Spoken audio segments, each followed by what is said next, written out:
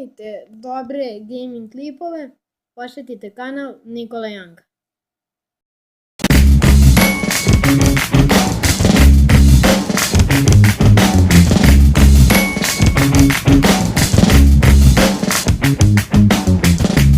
Dobar dan ljudi, dobrodošli u moj video.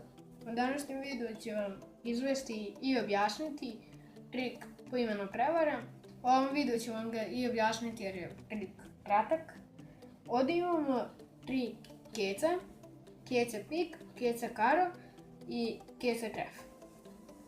Uzet ćemo te kečeve ovako, okrenuti ih naopačke i keca karo ubacujemo negdje u sredinu, keca tref također negdje u sredinu i keca pik također negdje u sredinu.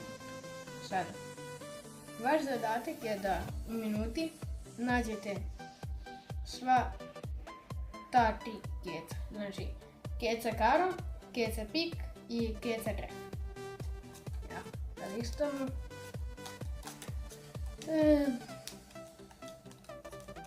Evo ga, kec srce, ali on nije u ponudi za traženje. Kec pik, zatim kec tref,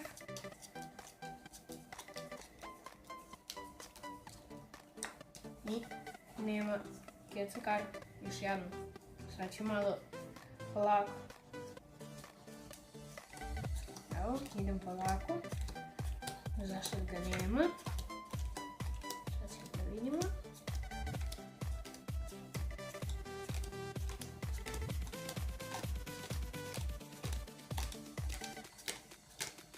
Kec srce je tu.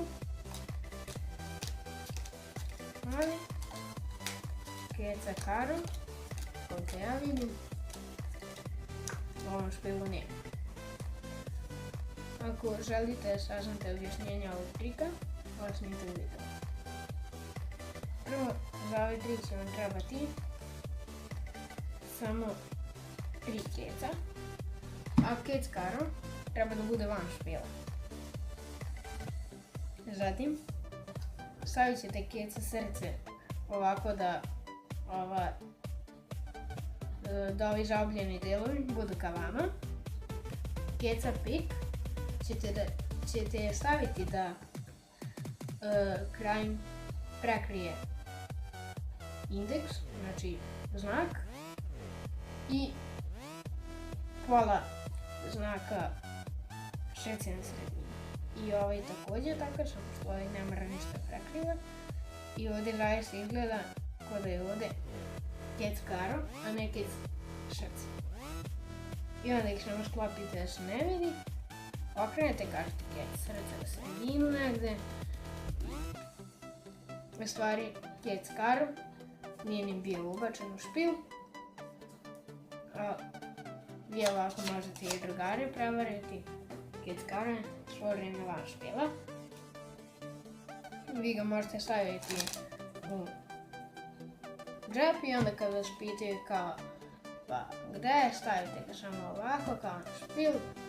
Sad ću ja da precepim pa ću da pronađem i listate i nađete ga i pokažete. To je bilo to za ovaj video, a mi se vidimo u sljedećem.